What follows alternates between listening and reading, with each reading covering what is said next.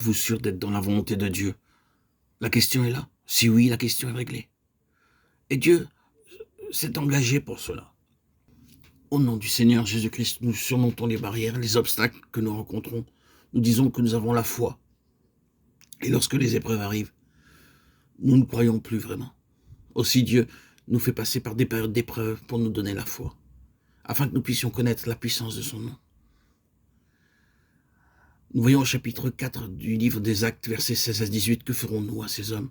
Car il y manifeste pour tous les habitants de Jérusalem qu'un miracle signé a été accompli par eux, et nous ne pouvons pas le nier.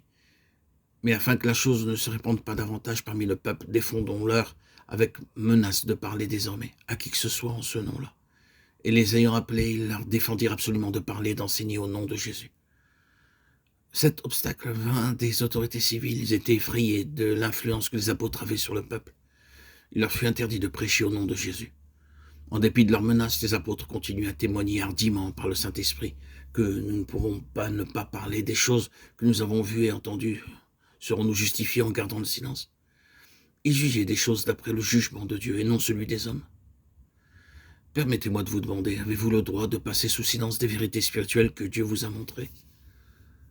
Nous avons souvent affaire à cette difficulté. Nous sommes avertis par des membres d'une assemblée chrétienne de ne pas parler de certaines doctrines dans leur église.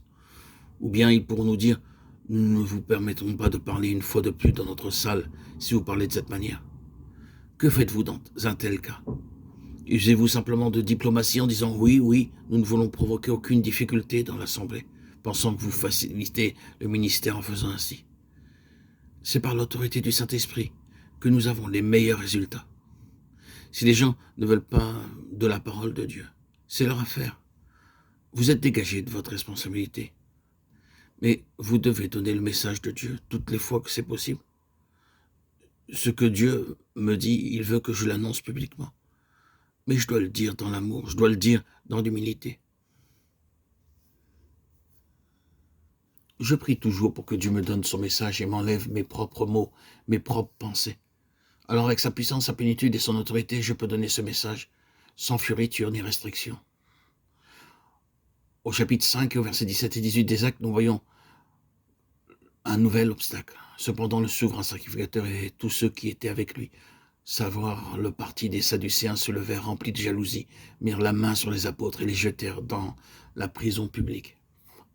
Le conseil avait maintenant mis à exécution ces menaces pour les punir. Nous pensons que Dieu n'utilise pas toujours des moyens surnaturels pour nous protéger. Mais il le fit dans ce cas. Il prit la responsabilité de leur obéissance et renverse les obstacles immédiatement. Mais un ange du Seigneur, ayant ouvert pendant la nuit les portes de la prison, les fit sortir et leur dit « Allez, tenez-vous dans le temple et annoncez au peuple toutes les paroles de cette vie. » Versets 18 et 20. S'il doit y avoir des persécutions ou des souffrances de quelque sorte, nous croyons que notre Seigneur peut et sait comment protéger les siens. Il n'y a pas besoin d'être anxieux, tourmenté ou troublé. Si nous le croyons, il nous protégera. Nous ne devons pas compter sur les forces terrestres pour nous protéger. Nous devons compter sur le Seigneur. Nous ne devons compter sur aucune promesse ou espérance de protection d'aucun pays. Elles échoueront. Nous devons croire uniquement à la fidélité de Dieu. Je crois fermement que dans les périodes de calamité, Dieu manifeste sa puissance naturelle pour protéger les siens. Nous devons croire en sa fidélité.